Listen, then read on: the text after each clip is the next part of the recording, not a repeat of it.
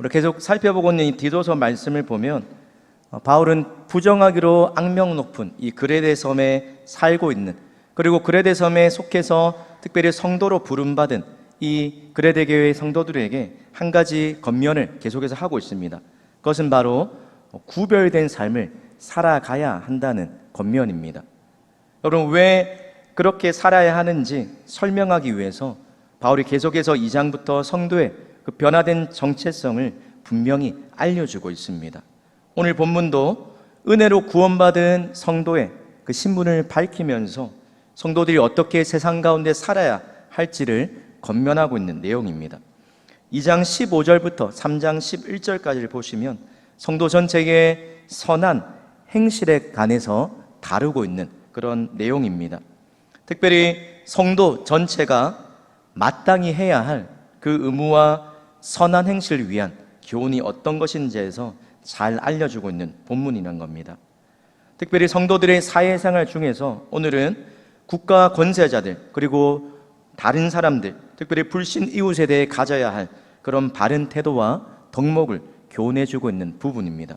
먼저 1절을 보시면 바울이 디도에게 이렇게 이야기합니다. 그리스도인은 진실한 시민으로 살아가야 한다라고 이야기하면서 1절에 이렇게 이야기하는데, 우리 1절 말씀을 우리 함께 읽겠습니다. 시작. 너는 그들로 하여금 통치자들과 권세 잡은 자들에게 복종하며 순종하며 모든 선한 일 행하기를 준비하게 하며.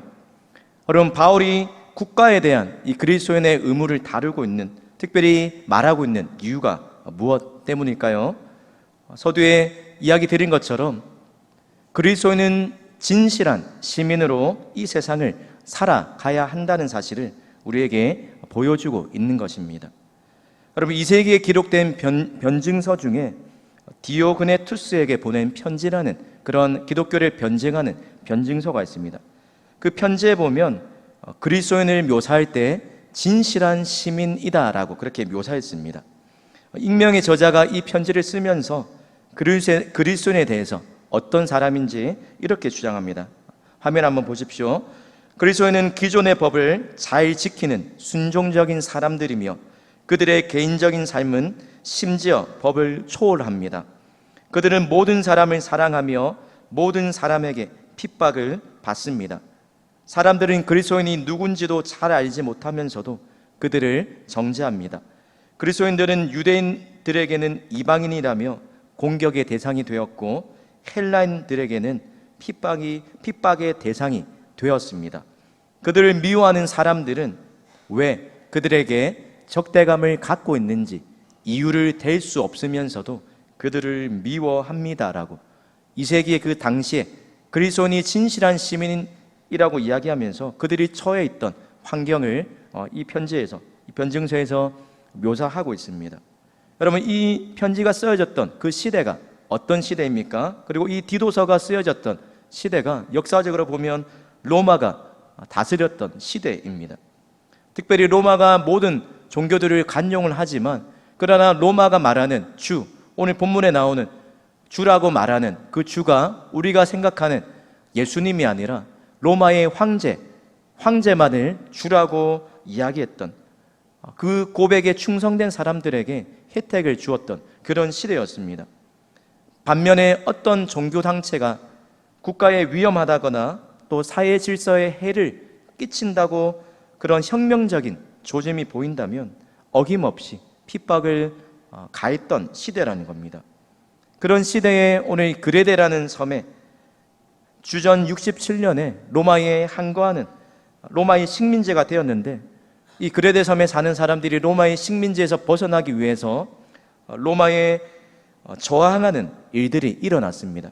그래서 그리스 역사가 폴리비오스라는 사람이 그레데 사람들의 성향이 반란과 살인과 그런 혈전에 가담하는 격정적인 성향이 있다라고 기록에 남깁니다. 그래서 오늘 1장 10절과 16절에도 그레데 섬에 이 사는 사람들의 특징을 두 가지로 이렇게 이야기합니다. 불순종하고 복종하지 않는 자다라고 이야기합니다. 오늘 이런 연유에서 바울이 디도에게 그레데 성도들이 유념해야 할 것, 기억해야 할 것이 무엇인지 그 첫 번째로 국가 하나님이 세우신 국가 권세자에 대해서 순종하라라고 이야기하고 있습니다. 왜냐하면 기독교가 괜한 오해를 받아서 반사회적이라는 그런 오해들을 받지 않기 위해서 하나님이 세우신 정당한 그 권세, 올바른 질서로 통치하는 그 권세자들에게 복종할 것을 요구하고 있다는 것입니다. 뿐만 아니라 이와 더불어서 한 가지 요구하는 것이 있습니다. 바로 늘 선한 일에 힘쓰도록 가르치라라고 권면하고 있습니다. 여러분, 성도와 또 교회와 국가의 관계에 관해서 어떤 관계가 돼야 되는지 크게 세 가지로 사람들의 의견이 나뉩니다. 우리 믿는 자 안에서 성도로서 또 교회가 국가와 어떤 관계를 유지하는지에 대해서 세 가지 견해가 있는데, 첫 번째 견해는 어떤 그리스도인들은 이 국가 권세자들이 또 이 정권이 너무나 부패했기 때문에 할 수만 있으면 그 관계를 멀리 해야 한다라고 이야기합니다. 그래서 정부를 위해 일하거나 또 선거 때 투표하는 것도 하지 말고, 더 나아가서 또 군대에서 복무를 하는 것도 금지하는 그런 가르침을 가르칩니다. 여러분, 이들이 악을 멀리 한다라는 원칙을 지키기 위해서 뭘 놓치고 있습니까? 오늘 본문에 바울이 디도에게 요구하고 있는 것처럼 성도로서 빛과 소금이 되는 그 기회를 놓치고 또 그 기회를 스스로 차단하고 있다는 겁니다. 사랑하는 성도 여러분, 은혜로 구원받은 성도의 삶은 비단 종교적인 영역, 영적인 영역에만 국한되지 않는다는 것입니다. 우리가 찬양으로 고백하는 찬양 중에 죄 많은 이 세상 내 집은 아니네라고, 이 찬양은 천국에 대한 소망을 잘 담고 있는 그런 찬양인데, 우리가 이것을 잘 생각해 보면 천국에 대한 소망을 가지고 살아가지만 그런 삶을 살아가는 성도의 삶 가운데 우리가 잊지 말아야 할 것, 그렇기 때문에 세상과 등진 삶을 살아서는 안 된다는 것입니다. 여러분, 하나님이 우리를 구원하시고 곧바로 천국으로 데려가지 않으신 그 이유가 무엇 때문입니까? 죄로 인해 깨어진 이 세상이 하나님의 나라로 회복시켜가는 그 일에 먼저 구원받아 은혜를 입은 우리를 사용하셔서 창조하시고 타락했던 이 세상이 예수님의 피로 구원을 받아서 다시 회복되는 그 일에 우리를 사용하시기 위함이라는 것입니다. 그럼 그런 면에서 성도는 두 나라의 시민으로 살아가는 존재입니다. 우리의 진짜 시민권은 하늘에 있지만, 그러나 육신의 몸을 담고 있는 이 나라의 시민으로도 충성스럽게 살아가야 한다는 것입니다. 그러기에 지금 여기에서의 삶도 충실한 삶을 살아가는 것, 그리하여 세상의 빛과 소금의 역할을, 그 사명을 다하면서 살아갈 책임이 은혜로 구원받은 우리에게 있다는 것입니다. 그럼 두 번째로 국가의 이 관계에 대해서 어떤 사람들은 하나님이 정부에게 권위 주신 영역이 있고 또 교회에 권위를 주신 영역이 따로 구분이 된다라고 이렇게 이야기합니다. 그래서 교회와 국가를 완전 다른 영역으로 보고 있는 것입니다. 서로 보완은 하지만 협력하지 않는 관계로 보는 것입니다. 여러분, 이 견해에도 한 가지 단점이 있습니다. 자칫하면 우리가 고립되기 쉽고 또 국가 지도자들에 관한 그런 무관심을 초래할 수 있기 때문이라는 겁니다. 그래서 방관을 하거나 또 비판하는 태도를 일삼기가 쉬운 단점이 이 견해에도 담겨 있습니다. 마지막 세 번째로 어떤 사람들은 성도로서 국가를 더 나은 방향으로 변화시켜 나갈 책임이 있다라고 그렇게 주장합니다. 그래서 그리스도인이나 어떤 고결한 그 지도자를 뽑아서 정치적인 부분에서 그런 책임을, 사회를 변혁시켜 나갈 수 있다라고 그렇게 믿고 일들에 열심을 냅니다.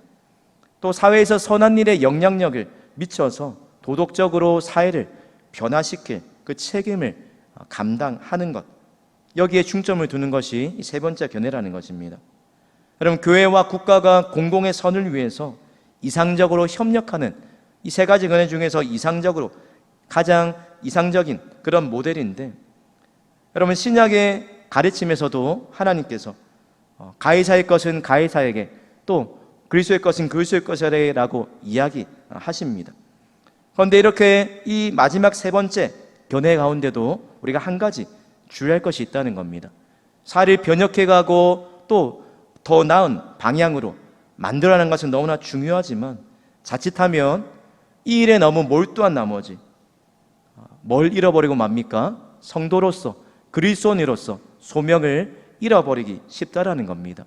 우리가 속한 교단은 어쩌면 이런 부분에서 사회적인 변혁이나 이런 일에서 조금은 약점을 가질 수 있지만 그러나 또 우리가 중요하게 여기는 것, 먼저 은혜로 구원을 받아야지 진정한 개인의 변화와 사회의 변화가 있다는 것을 주장합니다.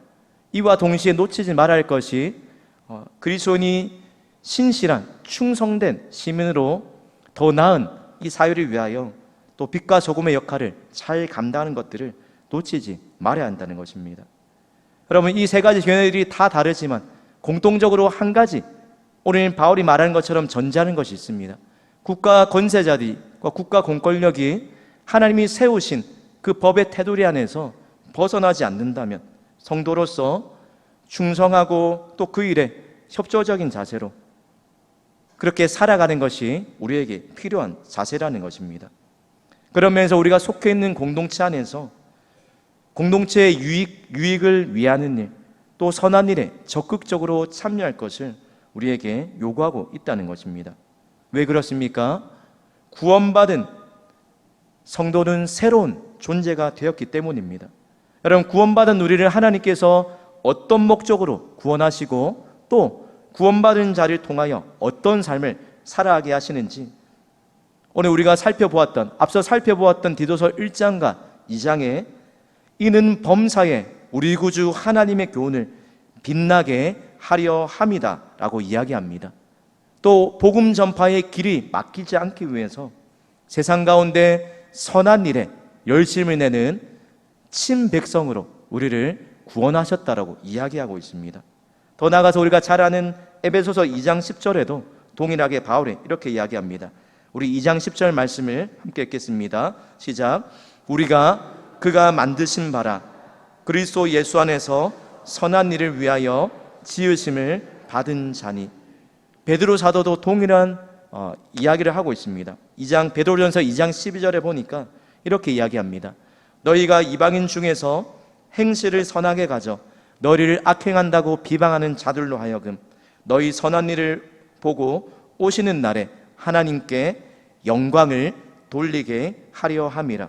또 2장 13절 상반절에 인간의 모든 제도를 주를 위하여 순종하되라고 이야기합니다.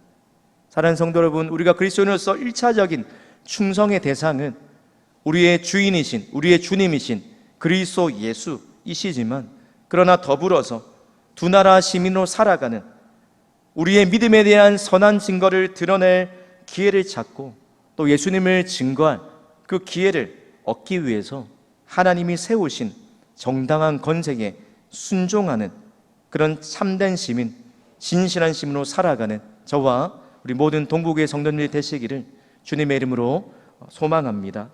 오늘 두 번째로 은혜로 구원받은 자의 삶에 대해서 오늘 2절에 여러 도덕적인 그런 자질들을 이야기하면서 또 성도에게 있어야 할 모습들이 어떤 것인지를 이야기하면서 은혜로 구원받은 자의 삶을 이렇게 요약합니다. 바로 사람을 대하는 태도와 자세에서 구별됨을 나타내며 살아가는 그 존재들이 바로 성도라는 것입니다. 2절 말씀에 이렇게 이야기합니다. 아무도 비방하지 말며 다투지 말며 관용하며 범사의 온유함을 모든 사람에게 나타낼 것을 기억하게 하라.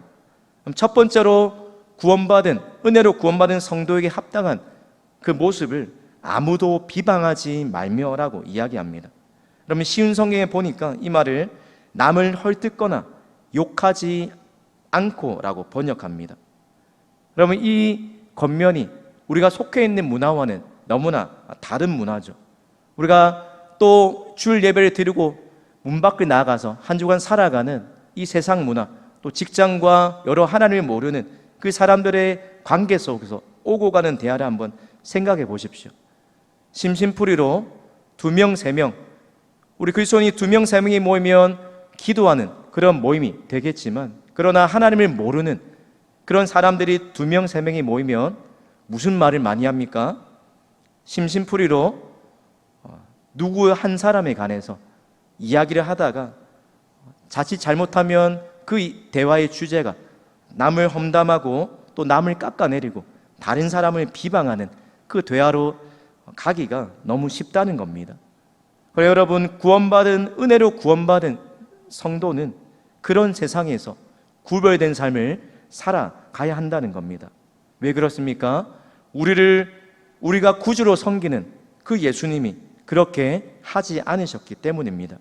그럼 베드로전서 2장 23절 상반절에 예수님이 이 땅에 사시면서 어떤 모습으로 또 특별히 불의한 자들에 관해서 어떻게 대하셨는지를 베드로 사도가 이렇게 이야기합니다. 우리 베드로전서 2장 23절 상반절 말씀도 우리 함께 읽겠습니다. 욕을 당하시되 맞대어 욕하지 아니하시고 고난을 당하시되 위협하지 아니하시고. 여러분, 은혜로 구원받은 성도라면 닮아가야 할 유일한 그 대상, 바로 구주 예수 그리스도이십니다. 오늘 이 베드로 사도가 말하는 우리의 구주 예수님의 모습이 어떤 모습입니까? 악을 악으로 욕을 욕으로 갚지 않으신 그 예수님의 성품을 닮아가라, 성령의 9가지 열매를 맺어가는 그 삶을 우리에게 요구하고 있는 것입니다. 여러분, 어떻게 하는 것이 구원받은 자의 삶에 합당한 모습인지 아무도 비방하지 말라라고 이야기한 이후에 또 한 가지, 다투지 말라라고 오늘 디도에게 또 고린도 교회 성도들에게 바울이 권면하고 있습니다. 다투지 말며라는 원어의 의미는 평안하며라는 의미입니다. 이 평안하다 이 말을 좀 더 풀어서 생각해 보면 관계 속에서 또 교회 내에서 화평케 하는 그런 자로 살아가라는 것입니다. 여러분, 다투지 말며, 우리의 의견의 불일치가 얼마든지 있을 수 있어서 그런 다툼이 있는 것은 전혀 이상한 일이 아니지만, 그런데 우리가 주의할 것이 무엇입니까? 그 의견의 불일치 때문에 파생되는 다툼은 피하라는 것입니다. 그러면서 이런 다툼을 피하기 위해서 우리에게 관용하며 온유하게 모든 사람을 대하는 것이 은혜로 구원받은 자의 합당한 삶이라고 권면하고 있는 것입니다. 그러면 관용은 온유하다, 또 사려 깊다, 너그러움을 의미하는 단어입니다. 우리말 성경이 너그러움, 또 쉬운 성에 보니까 부드럽고 공손하게 대하라고 그렇게 번역했습니다. 우리가 잘 아는 영어 중에 다른 사람을 이해한다라는 단어를 쓸 때 understand라는 그런 단어를 씁니다. 2가지가 합성된 단어인데 under, 뭐뭐의 아래, stand, 서다라는 말입니다. 이 말대로 상대방의 아래에 서서 생각해 보면 문제될 것이 없다라는 겁니다. 또 이와 비슷한 영어의 관용어 표현 중에 또 다른 표현이 있습니다. 누구의 또 신발을 신는다, 직역하면 다른 사람의 신발을 신고 서다라는 이런 의미인데, 이 말의 의미가 어떤 의미냐면 understand와 같은 의미로 다른 사람의 입장에 대해서 생각해 보라라는 겁니다.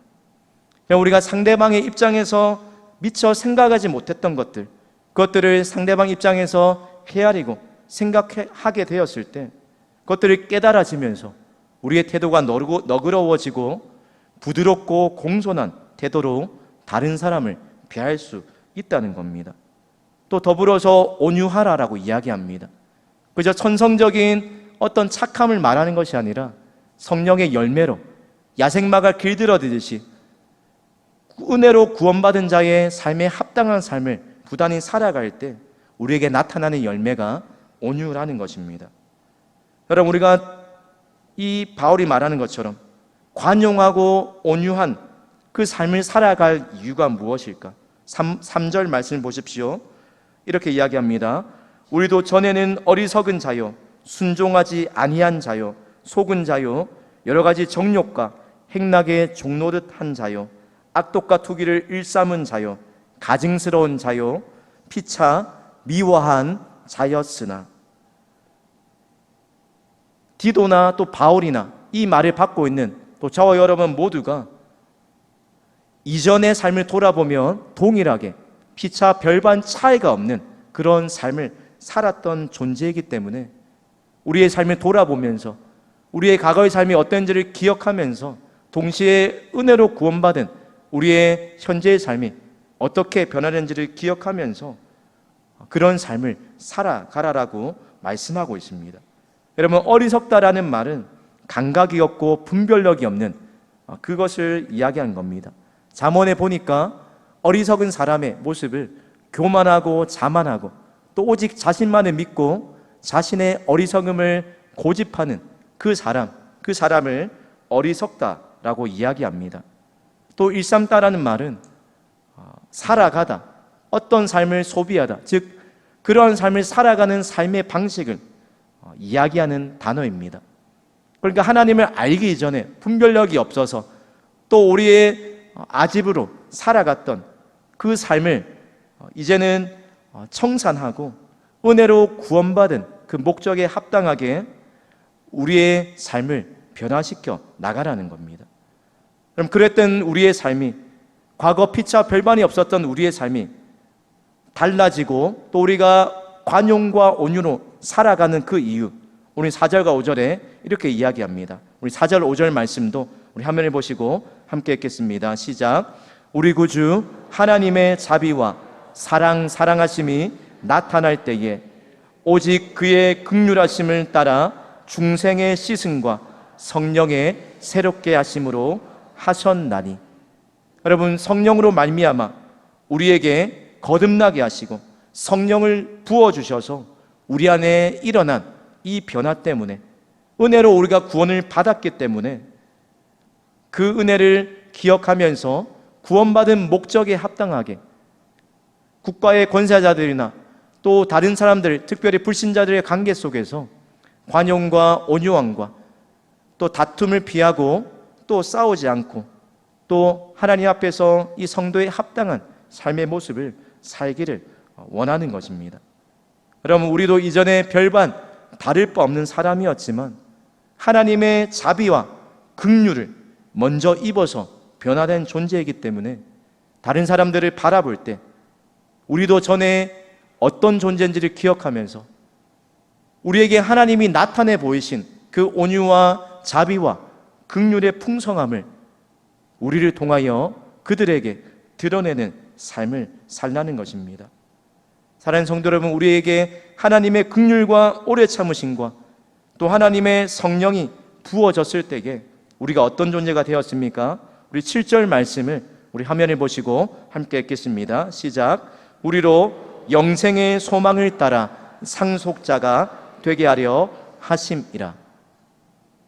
성령으로 씻음을 받고 또 거듭난 성도의 삶, 영생의 소망을 따라 사는 삶, 또 하나님 나라의 모든 기대를 두고 사는 그 삶을 살기 때문에 오늘 이 땅에서 살아가는 그 삶이 그레데라는 그 특정한 곳에서 불복종하고 불순종하며 또 다른 사람들을 대할 때 관용하고 온유하지 못한 그 사람들과의 관계 속에서 성령의 능력을 힘입어서 영생의 소망을 붙잡고 구별된 삶을 살기를 우리에게 말씀하고 있는 것입니다. 사랑하는 성도 여러분, 저와 여러분을 은혜로 구원하신 이 목적을 기억하시면서 이번 한 주의 삶도 성도의 삶에 합당한 삶을 살아가시길 바랍니다. 왜 우리를 구원하셨습니까? 우리의 착한 행실을 통해 하늘에 계신 하늘 아버지께 영광을 돌려드리기 위함이요, 뿐만 아니라 우리도 전에는 그와 같았던 존재였지만 먼저 긍휼하심을 잊고 하나님의 자비하심을 경험하여 우리를 통하여 우리가 만나는 그 사람들 속에 하나님의 은혜와 자비와 긍휼하심의 풍성함을 보여주기 위함입니다. 은혜로 구원한 이 두 가지 목적을 잊지 않으시고 이번 한 주도 하나님 나라의 시민이요 또 이 땅의 시민으로 충성된 삶을 살아가시면서 온유와 간용으로 모든 사람을 대하셔서 우리를 통해 은혜의 전달자로 하나님이 드러내는 그런 삶 살아가시는 저와 우리 모든 성도님들 되시기를 주님의 이름으로 축복합니다. 기도하겠습니다. 하나님 아버지, 우리를 은혜로 구원하시며 선한 일에 열심 내는 신백성으로 삼아주심을 감사합니다. 우리를 구원하신 목적을 잊지 않게 하시고 이번 한 주도 하나님이 우리를 보내신 그 영역 속에서, 그 공동체 속에서 하나님 충성된 모습으로 또 충성된 진실된 시민의 삶을 살아가게 하여 주시옵소서. 그래야 우리의 착한 행실을 통해 하나님이 영광받는 삶 살게 하시며 특별히 관계 속에서 성령의 열매 맺게 하셔서 간용하고 온유한 삶 살도록 도와주시옵소서. 그래야 우리를 통해 하나님의 은혜의 풍성함과 자비와 긍휼이 나타나는 그런 삶 살게 하여 주시옵소서. 감사드리며 예수님의 이름으로 기도드립니다. 아멘.